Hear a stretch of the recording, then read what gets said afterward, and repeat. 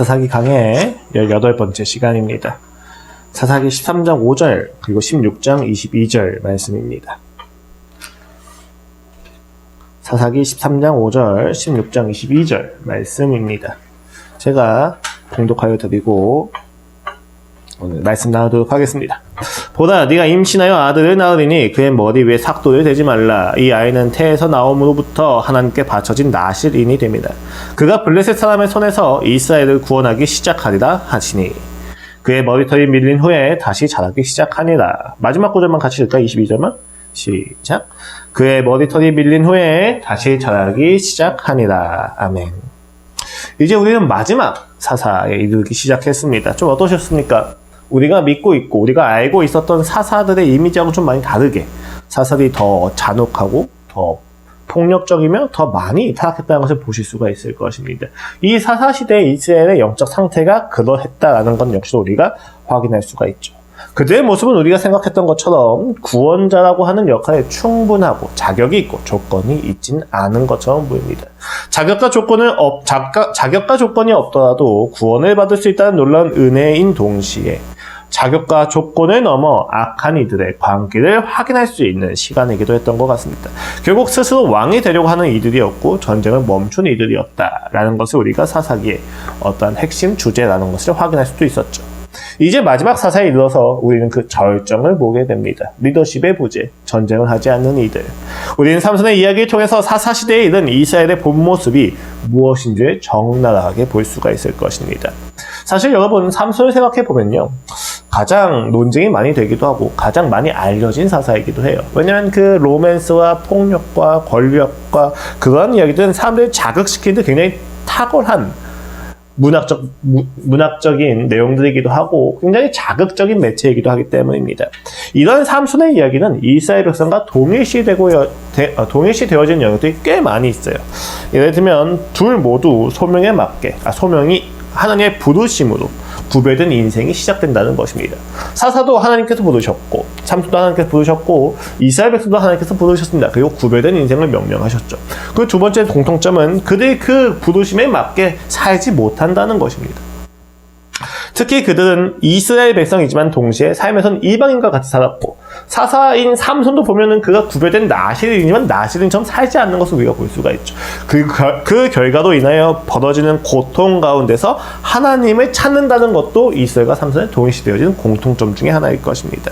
이렇게 우리는 삼손의 이야기를 통해서 이스라엘을 비추어 보기 시작합니다.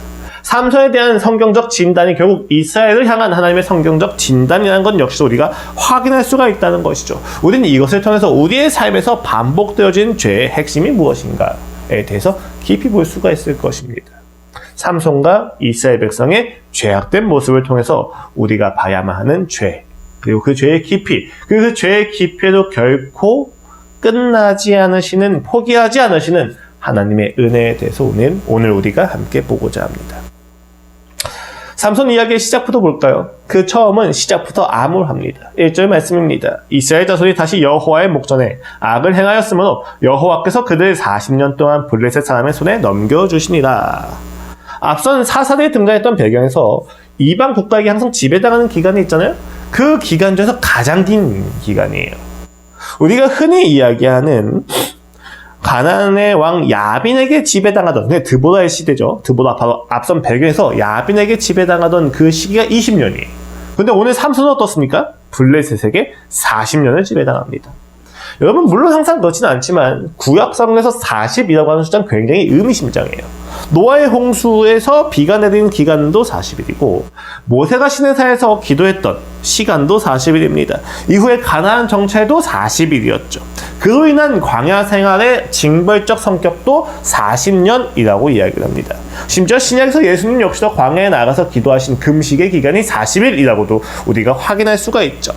그래서 많은 이들이 이 40이라고 하는 숫자를 굉장히 중요시하게 여기는데 이 40이라고 하는 숫자에 대한 여러 가지 해석이 있지만 공통적인 내용은 40을 지내기 전과 40을 지낸 후에 삶의 형태나 양식이 달라졌다는 거예요.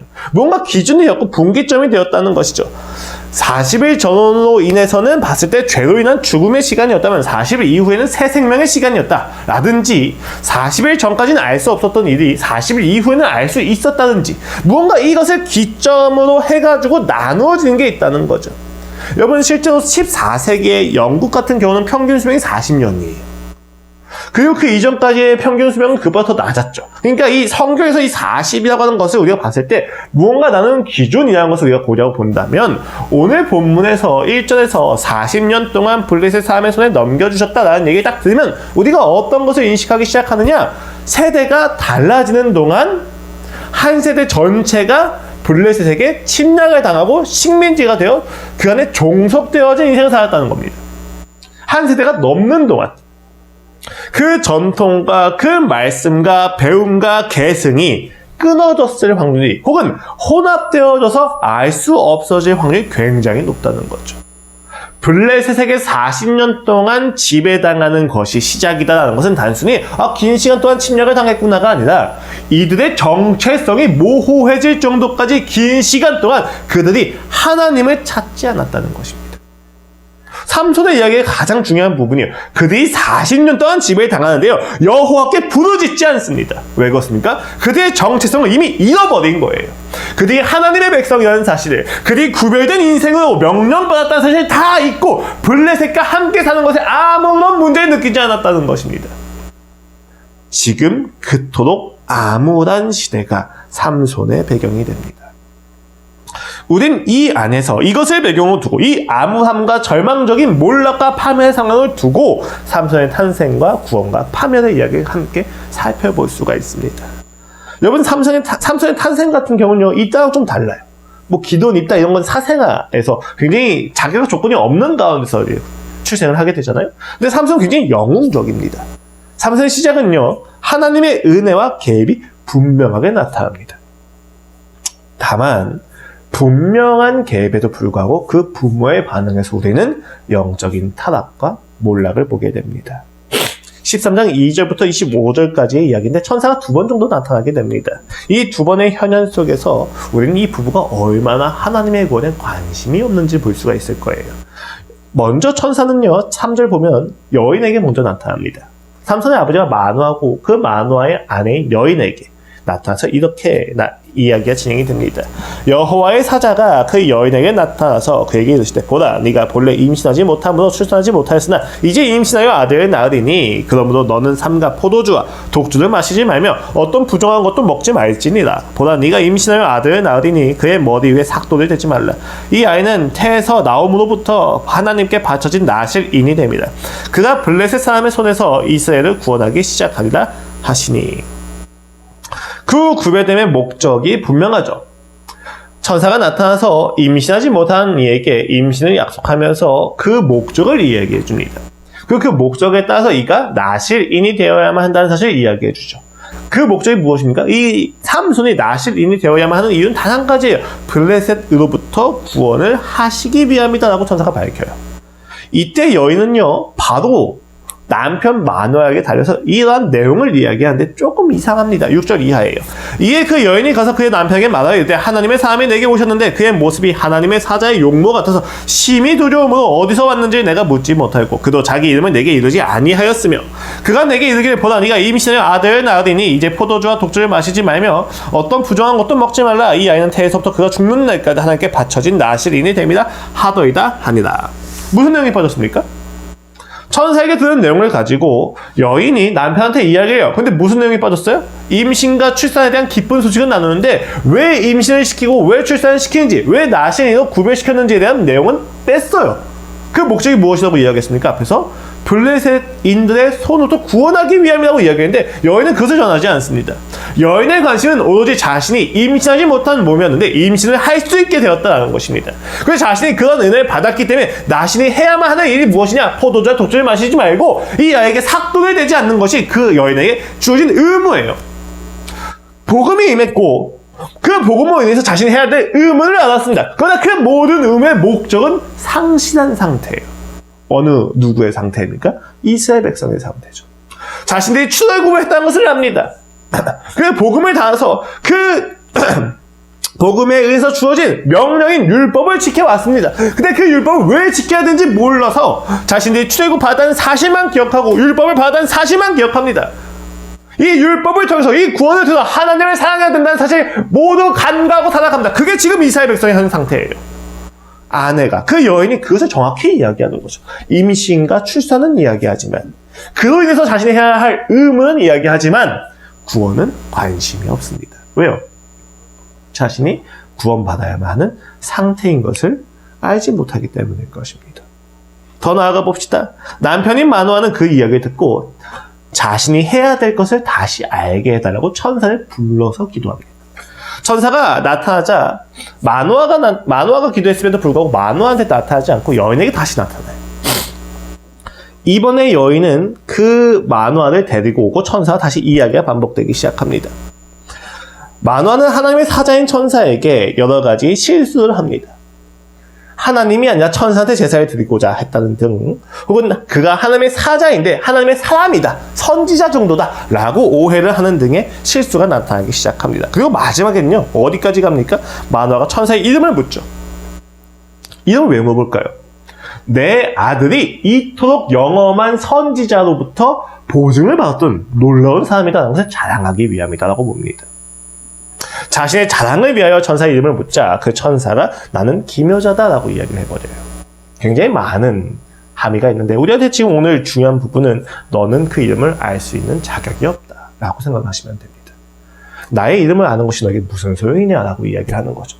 네가 나의 이름을 가지고 사랑을 하기 위함이 아니라 자랑을 하기 위함이라고 이야기했었을 때 그것을 나는 너한테 알려줄 수 없고 너는 알 수도 없다라고 이야기합니다. 왜요? 마노아가 가지고 있는 동기에 의해서 천사가 이름을 알려주면 그 천사는 그리고 그 하나님은 이방인의 우상과 똑같이 여김을 당하는 것이기 때문에 하나님은 그것을 그에게 허락하지 않으십니다. 일반적인 영혼의 탄생 설화에 비교하면 조금 이상하죠. 그렇죠? 그 부모 모두 많이 부족해 보입니다. 물론 그 여인을 봤을 때는 굉장히 탁월한 부분이 좀 있어요. 마노아를 가르쳐주고 지혜 있는 모습을 보여준다. 그러나 그 여인마저도 사실상 신앙의 기준에 미치지 못하고 약속된 율법엔 전혀 반영하지 못하는 모습을 보여주고 있죠. 하나님은 구원을 약속하셨고 이를 위하여 여인은 아이를 임신할 것입니다. 그러나 그들은 임신에만 관심을 가지고 하나님의 구원은 여전히 관심이 없습니다. 40년간 이스라엘 백성이 블레셋의 지배 아래서 어떤 현상을 겪고 있는지 다시 보여주는 것이죠. 그들은 구원을 필요로 하지 않습니다. 왜 그들은 40년 동안 블레셋인들의 손 밑에 있었으면서도 하나님을 부르짖지 않았습니까? 하나님의 능력이 없기 때문에? 하나님을 믿지 않기 때문에? 아니요. 그들은 그 상태가 결코 지옥과도 같다는 사실을 이해하지 못하고 있었기 때문입니다. 제가 하는 해석이 좀 과해 보이실 수도 있겠지만 여러분, 이 본문 이후에 마노아가 그 아들의 이름을 짓는데 뭐라고 짓습니까? 삼손이라고 지어요. 근데 여러분, 이 삼손이라고 하는 이름의 뜻이 좀 충격적이죠. 혹자는 이렇게 이야기합니다. 그 이름이 작은 태양을 의미한다 라고 말이죠. 그래서 어둠과 똑같은 시기에 하나님의 광명을 보여주신 것이다 라고 이야기를 합니다. 그런데요, 여러분 잘 보면요, 태양의 소년, 써니보이라고 하는 뜻인데 삼손이, 당시 삼손이 태어난 지역 자체가 태양을 신으로 숭배하는 종교의 중심지였습니다. 그리고 그 중심지가 굉장히 가까웠던 곳이었습니다. 그 지역 중에 하나가 베세메스라고 하는데 이 베세메스의 뜻이 무엇입니까? 태양의 집이라는 뜻이에요. 그러니까 이 태양신을 숭배하는 지역에서 태양의 아이라고 이야기를 한 거죠. 마노아는 하나님이라고 이해를 못한 겁니다. 혹은 그들이 율법을 알고 있었어요. 이제 삼손의 이야기를 보면 그들이 율법을 알고 있다는 사실을 우리가 알 수 있거든요. 나신에 대해서 이해를 하고 있잖아요. 근데 그 율법은 이해하고 있지만 그 율법을 주신 이가 누군지에 대해서 전혀 이해를 못하고 있는 것입니다. 하나님이 아니라 태양신이 우리에게 와서 율법을 명령하는구나. 태양신과 하나님이 똑같구나라는 거죠. 이것이 무엇을 의미합니까? 하나님과 우상이 구별되지 않고 있다는 거예요. 명확합니다. 이들은 구원을 필요로 하지 않습니다. 부유함이 하나님이시고 명예가 하나님이시고 성적인 권력과 파워가 하나님이 되어버린 오늘날의 시대와 똑같은 거예요. 오늘날 현대인들의 구원을 요구합니까? 아니요. 구원을 요구하지 않습니다. 왜 그렇습니까? 이 땅이 나의 유일한 천국이기 때문이에요. 우리가 말하는 구원은 하나님을 아는 구원이 아니라 이 땅에서 더 잘 되기 위한 구원인 것이죠. 무서운 것은 오늘날의 교회도 마찬가지라는 거예요. 오늘 그리스도인들이 이 땅을 살아가면서 구원을 요구하지 않습니다. 구원을 말하지 않습니다. 하나님 부디 나를 이 땅에 이 죄에서 구원하여 주시옵소서 라고 이야기하지 않아요. 왜요? 이 땅에서 내가 조금 더 잘 먹고 잘 살고 내가 좀 더 베푸는 인생을 살아가는 도덕적인 인생이 되면 구원이 필요 없다고 생각하는 거예요. 최근에 순교자의 소리에 대한 이야기를 했잖아요. 그 단체에 대한 이야기. 그 단체에서 어떤 팜플렛이 좀 나와서 좀 보는데 정말로 탄식이 멈출 수 없는 이야기들이 많이 있어요. 그리고 정말 감격스러운 이야기들이 많이 있어요. 근데 여러분 이것이 무엇을 의미합니까? 우리가 살아가는 오늘날 여전히 핍박과 탄압과 그 구원이 필요한 공간이 너무 많이 있다는 거예요. 우리는 보지 않고 있을 뿐이고 귀를 기울이지 않고 있을 뿐인 것이죠. 왜 그렇게 되었습니까? 우리는 이 땅을 천국으로 확정지었기 때문입니다. 우리가 이 땅에서 하나님을 세상과 같이 이해하고 있기 때문입니다. 그러면 더 이상 구원이 필요 없습니다. 내가 잘 되기 위한 수단만 필요한 것이죠. 여러분 잘 생각해보세요. 이스라엘 백성이 하나님께 부르짖지 않았다고 표현이 안 나왔는데 부르짖었다고 표현이 안 나오는데 정말로 이스라엘 백성이 힘들 때마다 하나님을 부르짖지 않았겠습니까? 부르짖었겠죠. 하나님을 찾았겠죠. 근데 그들이 찾는 하나님이 성경에서 이야기하는 성경에서 나타나는 그 하나님이 아니었다는 것을 명백하게 지적하고 있는 겁니다. 왜냐하면 이렇게 부르짖지 않았고 그들이 여호와를 몰랐다라고 이야기하지만 성경 본문 곳곳에는 그들이 여호와를 알고 있었고 율법을 지키고 있었다는 걸 끊임없이 이야기를 해주고 있거든요. 심지어 사사기에서도 너무 무섭지 않습니까? 이들은 하나님은 알고 있었지만 하나님은 모르고 있던 거예요.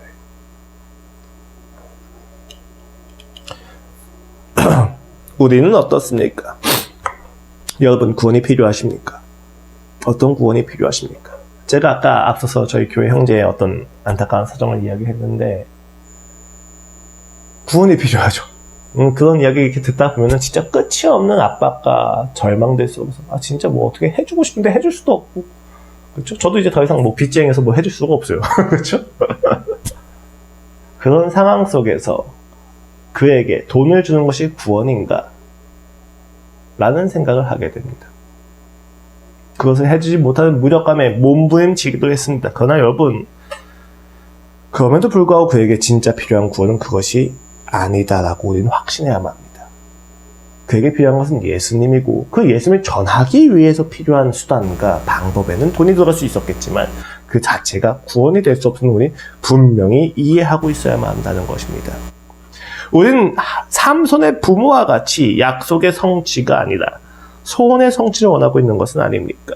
그래서 진정한 구원도 간과하고 있는 것은 아닙니까? 우리의 구원이 소원의 성취에 불과하다면 우리는 그냥 세상에서 세상으로 이동하는 것밖에 안 될 거예요. 우리가 이야기하는 구원이 세상의 100등에서 세상의 5등이 되는 것이라면 세상 안에 그냥 그대로 있는 것이죠. 그것은 세상으로부터 흑암의 나라로부터 구원을 받았다는 이야기를 하는 것이 아니라 세상의 낮은 곳으로부터 높은 곳으로 구원을 받았다는 이야기밖에 안 되는 거잖아요. 그것은 성경이 이야기하는 구원이 아닙니다. 죽음에서 죽음으로가 아니라 죽음에서 생명으로 흑암의 나라에서 그의 사랑하는 아들의 나라로 이동을 하는 것이 구원이거든요. 그렇다면 여러분 우리가 진짜 받아야만 하는 구원은 하나님을 아는 것으로 가야만 합니다. 물론 우리는 이렇게 이야기합니다. 나는 분명히 내가 지금 지옥과도 같은 처지에 있다는 것을 안다. 되게 중요하죠. 내가 어떤 것을 결핍을 느끼느냐에 따라서 구원이 달라지거든요. 내가 지금 소외되어졌고 약자의 처지에 있는 것이 문제라고 생각하면 우리의 구원은 강자가 되는 것일 겁니다. 내가 죄에 대한 것을 문제로 삼으면 죄로부터 구원을 받는 것이 구원이 되는 것이겠죠. 그렇죠? 그래서 우리는 생각합니다. 나는 예수님을 아는 지식이 부족한 것이 나의 인생의 진짜 문제라고 생각을 합니다. 정말로 그렇습니까? 우리가 받은 많은 요구되는 기도의 내용들을 보십시오. 내가 예수님을 알지 못하는 것이 문제고 말은 할지언정 절감하지 못하는 것을 알고 있습니다. 내게 진짜 필요한 것은 공부를 조금 더 잘하는 것이고 내게 조금 더 필요한 것은 더 나은 스펙이고 내게 조금 더 필요한 것은 더 돈을 많이 벌 수 있는 능력과 자격이다 라고 우리는 말로는 못하지만 우리의 내심 안에 있는 기도의 내용에서는 그런 것들이 다 반영되어져 나타난다는 것이죠. 오늘 우리는 굉장히 중요한 사실에 직면하게 됩니다. 과연 나는 진짜 하나님의 구원을 요구하고 있는가? 나는 진정으로 하나님을 부르짖고 있는가? 라고 말입니다. 그러한 상황 속에서 이 암울함 속에서 별안간 하나님의 영이 삼손에게 임하여 그를 움직이기 시작합니다. 원어를 직역하면 움직인다는 말을 좀 넘어서서 이렇게 이야기할 수 있어요. 그를 휘저어서 삶을 요동치게 만듭니다. 전쟁을 멈춘 이들에게 하나님의 영이 오니까 무엇을 시작합니까? 전쟁을 시작합니다. 여러분, 우리가 하나님을 만났을 때, 성령이 우리의 삶에 오셨을 때 우리의 삶에서 제일 먼저 나타나야 되는 현상은 평안과 위로와 안식이 아닙니다. 전쟁입니다. 우리는 그 영을 만났을 때, 그 하나님의 은혜를 받았을 때 끊임없이 우리가 무엇과 싸워야만 하는지를 마주하게 되는데 그것이 두려운 거예요. 왜요? 지금까지는 아무런 상관이 없었던 건데 그 영을 알게 되니까, 내가 예수 그리스도를 알게 되니까 나의 인생의 가치와 기준이 달라지게 되니까 문제가 되기 시작하는 거예요. 일상이 전쟁터로 변하기 시작합니다. 그것이 삼손의 구원의 이야기입니다. 그 구원은 더욱더 이스라엘 백성의 처참한 영적 상태를 보여주는 것으로 전개가 되어집니다. 14장 1절부터 15장 20절까지의 내용인데 두 가지 에피소드가 있어요. 이 두 가지 에피소드의 공통점은 간단합니다. 삼손이 블레셋 여인에게 사랑에 빠져요. 그리고 블레셋인들이 그 블레셋 여인을 통하여서 삼손을 징벌하고자 합니다. 삼손이 이 모든 것을 알고 도리어 블레셋인들을 속여서 블레셋인들을 징벌합니다. 이 세 가지가 두 가지 에피소드의 공통점이에요. 조금 더 깊이 살펴볼까요? 조금 복잡해요. 여러분, 첫 번째 에피소드에서는요, 먼저 삼손이 딥나라고 하는 블레셋의 지역으로 내려가서 한 여인을 보게 됩니다.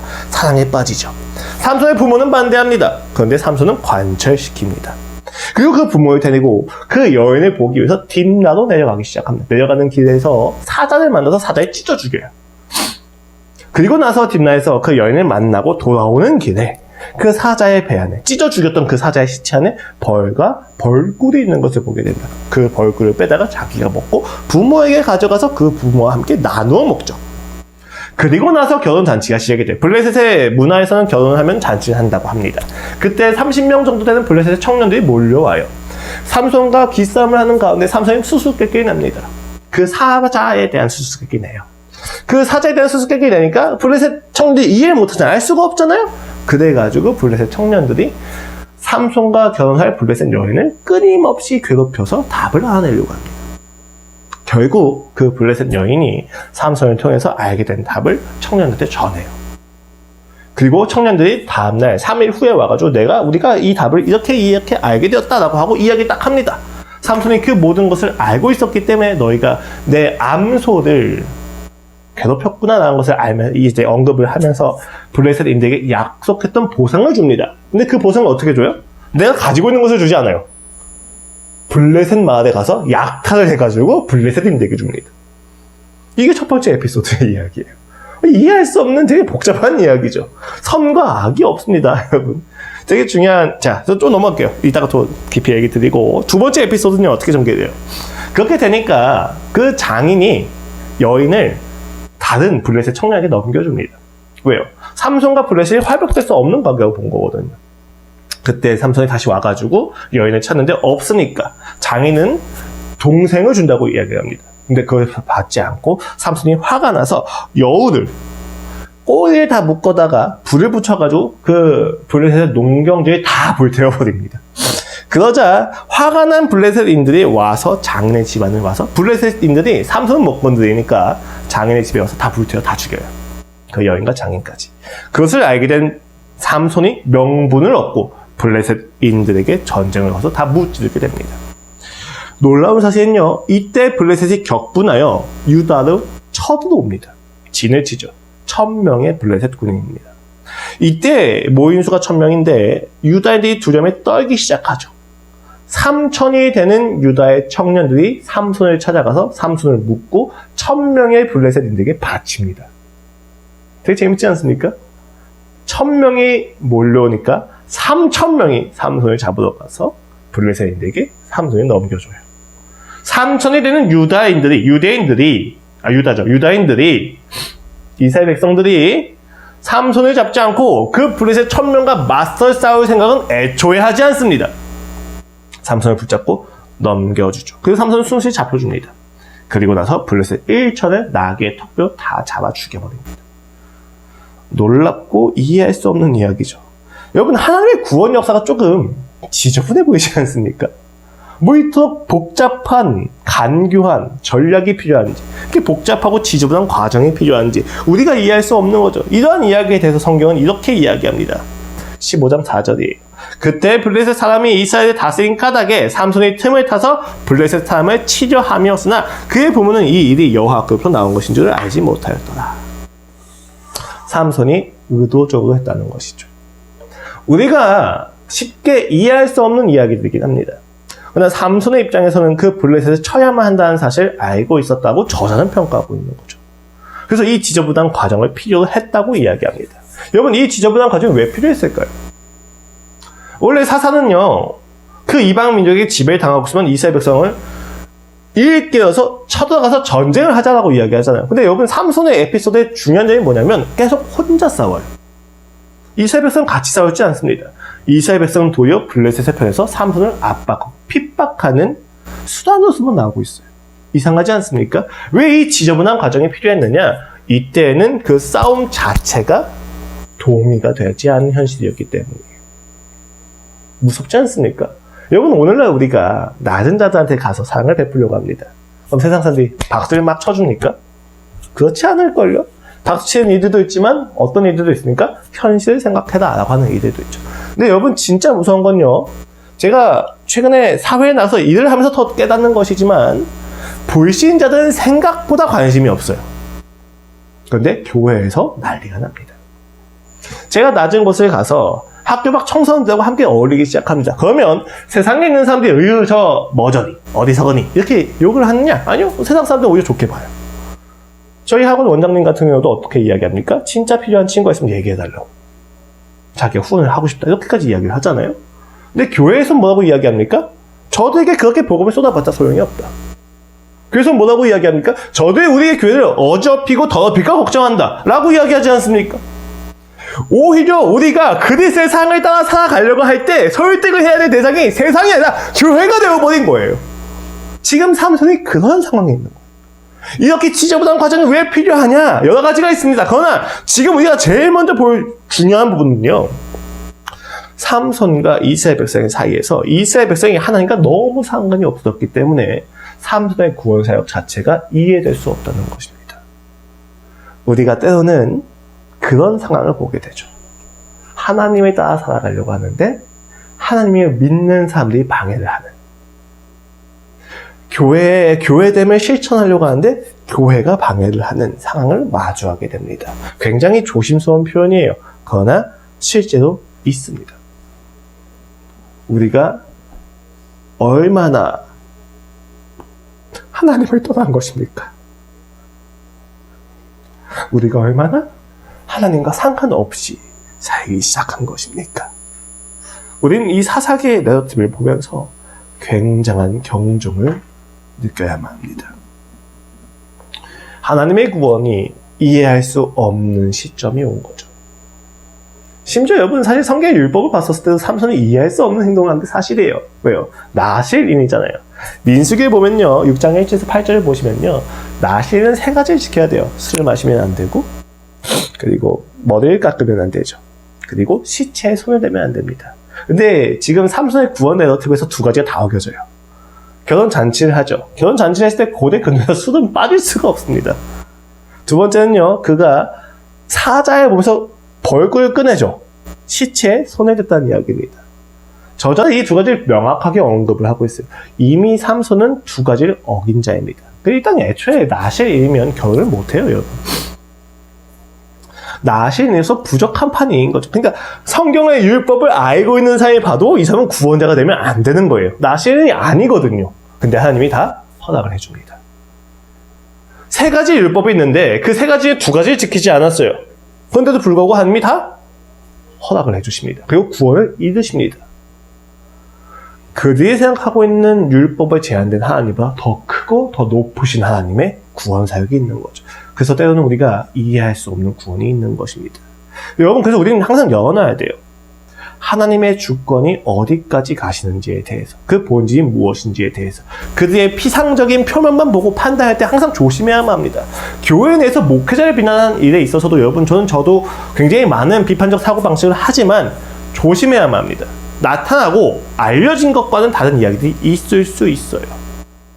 그것이 성적 스캔들이고 그것이 범죄와 관련되고 사회적인 무리를 일으키는 부분이 분명히 있고 그 부분에 대해서 그는 비난받아야 되고 그는 비판받아야 되고 그는 죄에 대한 책임을 다 져야만 합니다. 그런데 그것만 가지고 판단할 수 없는 일이 때때로 있긴 합니다. 우리는 본질을 봐야만 하거든요. 그런 부분을 우리가 좀 더 생각을 해볼 필요가 있다는 것도 생각해야 돼요. 왜요? 성경을 보면 하나님의 구원 사역이 너무 자유로우세요. 그 자유로움이 본질을 해치진 않아요. 삼손을 보십시오. 너무 자유롭죠. 당장 죽어 마땅한 사람입니다. 삼손은. 그런데 그 삼손을 통하여 하나님의 구원을 이루시고 이스라엘 백성에게 끝나지 않고 포기하지 않는 은혜를 보여주십니다. 우리의 생각으로는 이해할 수 없는 내용이죠. 물론 여러분 삼손이 나시리노스의 그 행동을 하지 못한 건 비난해야 돼요. 책임져야 되고 우리 입장에선 근데 그것을 가지고 전체를 삼지 말자는 이야기. 율법을 가지고 전부를 볼 수 없습니다. 율법의 본질은 사랑이 있기 때문에. 그것에 대한 결론을 우리가 삼손의 마지막 파면에서 다시 한번 확인할 수가 있을 겁니다. 자, 다시 돌아와서 한 가지 중요한 메시지를 깨닫게 되죠.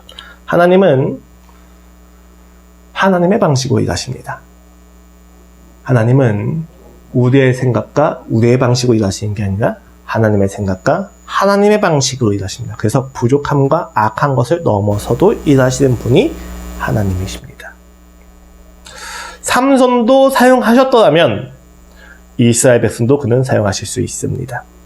그렇기에 하나님의 구원은 이해받지 못하는 것이죠. 이해할 수가 없는 겁니다. 아니 하나님이 어떻게 저런 사람이 구원을 받습니까? 라는 질문을 애초에 막아버리시는 거예요. 사실은.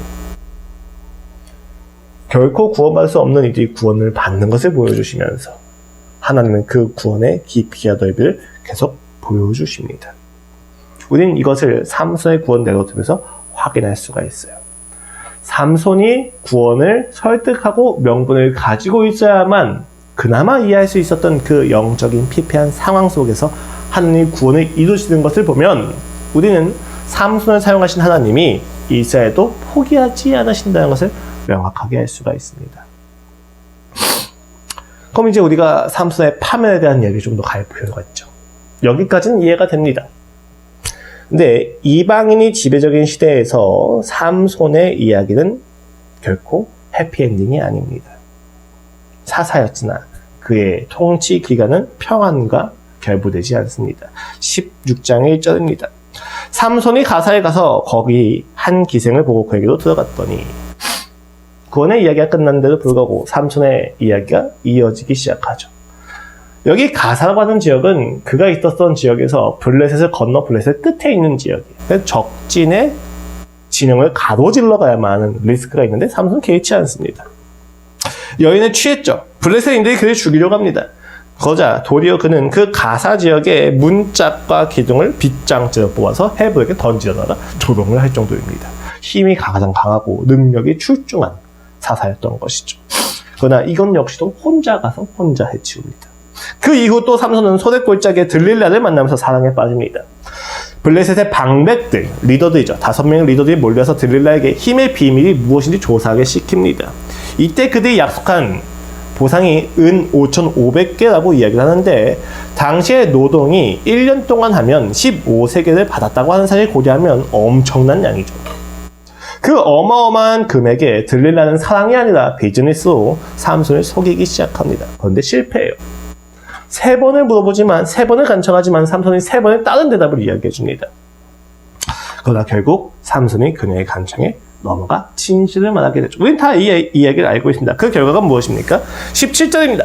삼손이 진심을 드러내어 그에게 이르되 내 머리 위에는 삭도를 대지 아니하였나니 이는 내가 모태에서부터 하나님의 나실 인이 되었습니다. 만일 내 머리가 밀리면 내 힘이 내게서 떠나고 나는 약해져서 다른 사람과 같으니라 하시니라.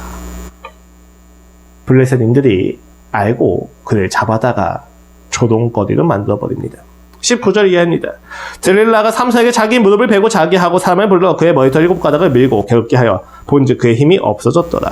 들릴라가 이르되 삼손이여 블레셋 사람이 당신에게 들이닥쳤느니라 하니 삼손이 잠을 깨며 이르기를 내가 전과 같이 나가서 몸을 떨치리라 하였으나 여호와께서 이미 자기를 떠나신 줄을 깨닫지 못하였더라. 블레셋 사람들이 그를 붙잡아 그의 눈을 빼고 끌고 가사에 내려가 놋줄로 매고 그에게 옥에서 맷돌을 돌리게 하였더라.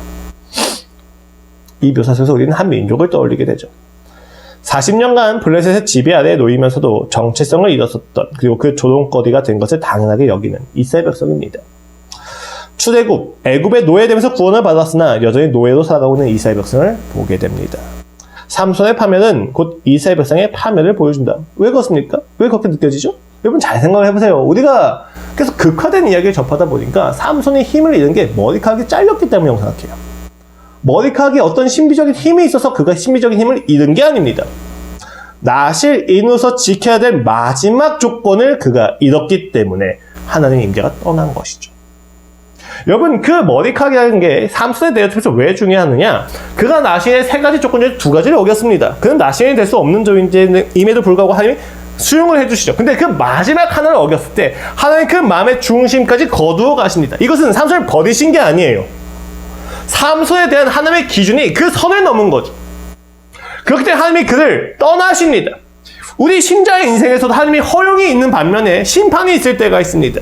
하나님이 보시기에 그의 인생에서 그 선을 넘으면 심판이 임하게 됩니다. 떠나시는 것을 통해서 이루어지죠. 삼손이 지금 힘을 내지 못한 것은 머리카락이 잘렸기 때문이 아니라 그에게서 하나님의 영이 떠났기 때문인 것이죠. 그가 하나님이 떠났기 때문인 것입니다. 그 두 가지가 함께 가는 것이죠. 그래서 그에게 힘이 없던 것이죠. 이스라엘 백성이 그와 같지 않습니까? 출애굽을 했습니다. 율법을 받았습니다. 구별된 인생을 살아야만 해요.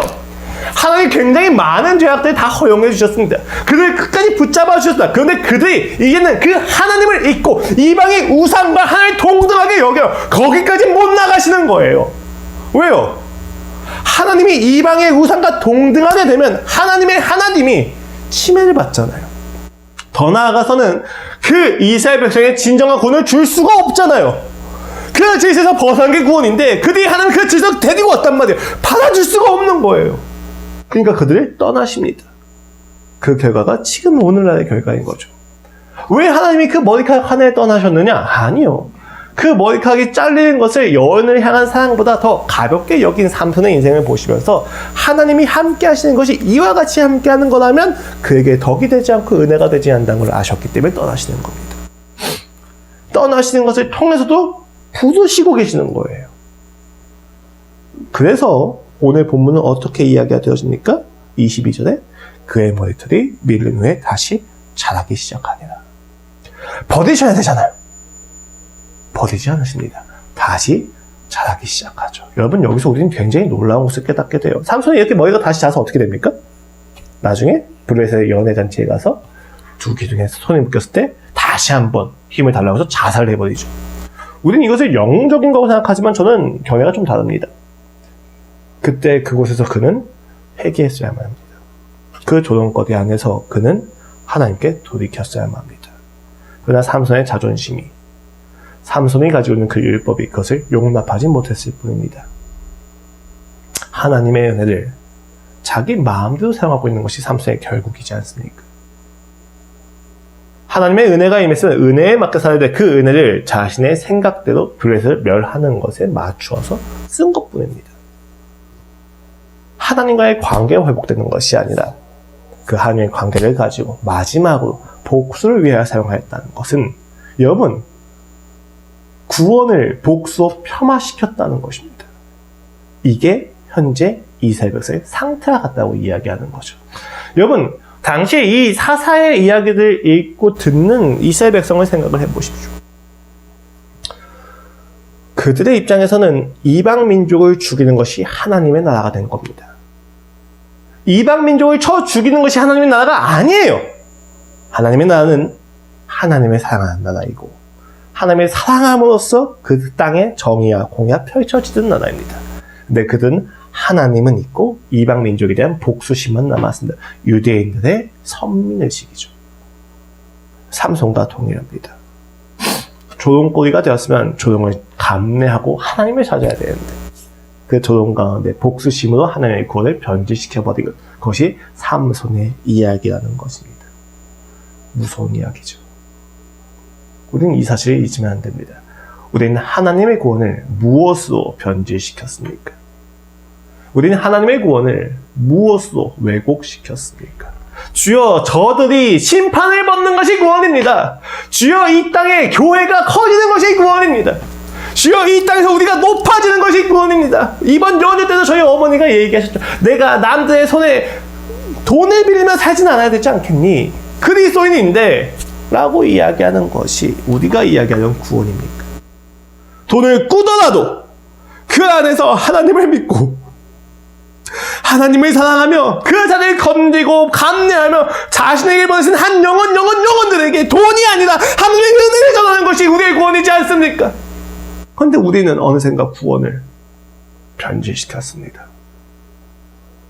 사랑이 아니라 징후로, 은혜가 아니라 율법으로.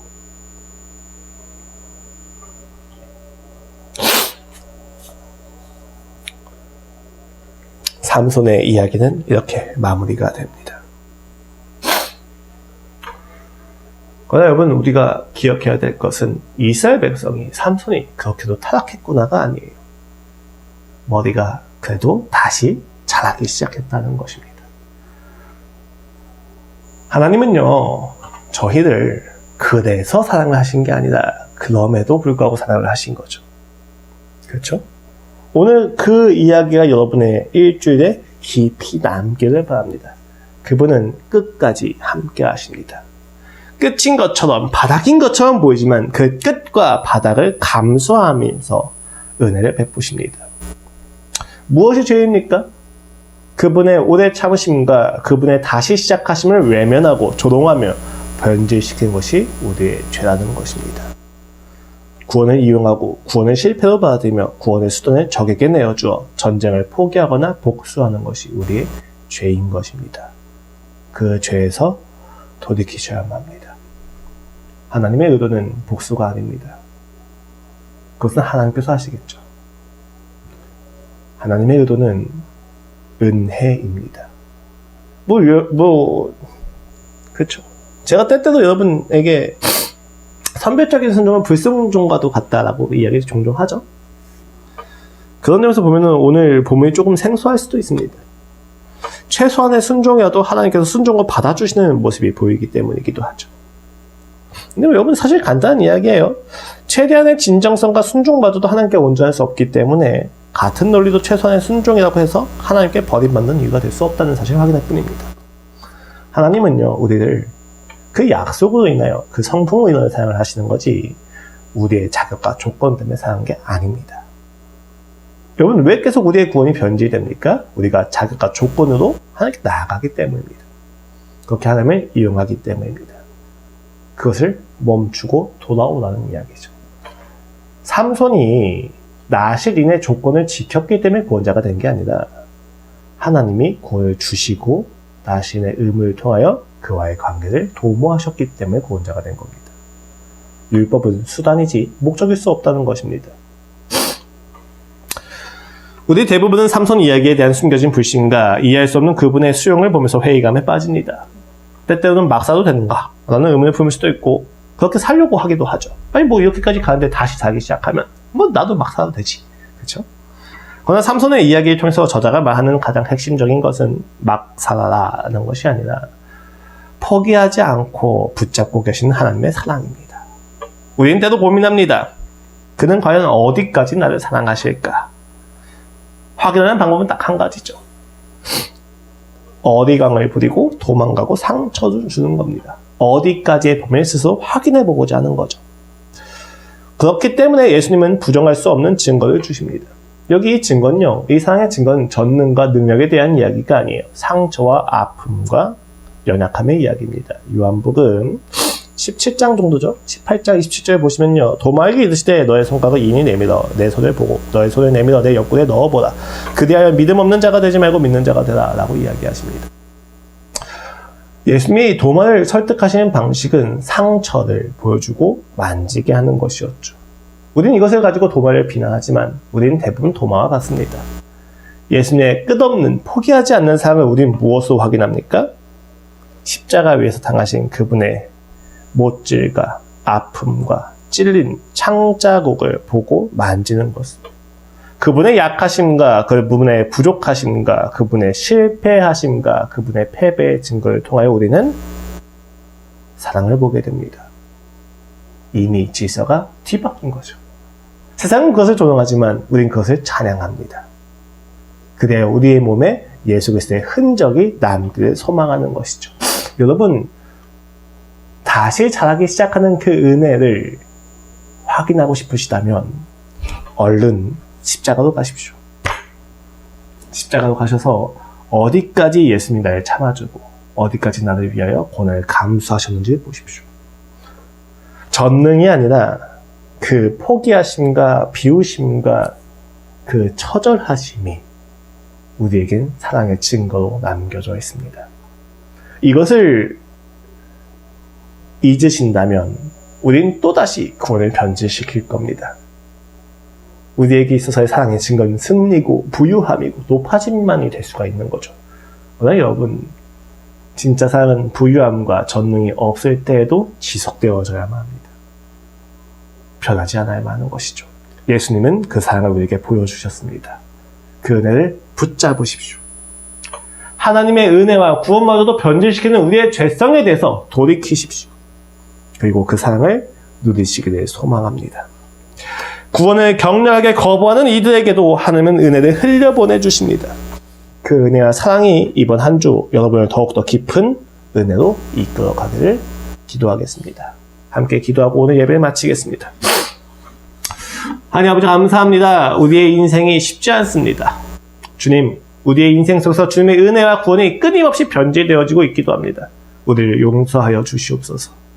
하나님의 은혜를 우리의 세교거리로 삼고 하나님의 사랑을 가지고 수단 삼아 우리의 복수와 폭력과 증오를 정당화시키는 우리의 모든 죄성이 멈추게 하소서. 우리의 머리가 다시 자라는 그 시간에 아버지 우리가 복수를 결단할 것이 아니라 하나님에게 돌아갈 것을 결단하게 하여 주시옵소서. 주님, 은혜가 필요합니다. 십자가가 필요합니다. 나의 죄됨을 더욱 보이시고 그 죄를 용서하신 주님의 사랑을 더욱 깊이 누리게 하여 주시옵소서. 감사합니다. 예수 그리스도의 이름으로 기도드렸습니다. 아멘. 기도하시고 각자 예배 마치시길 바라겠습니다.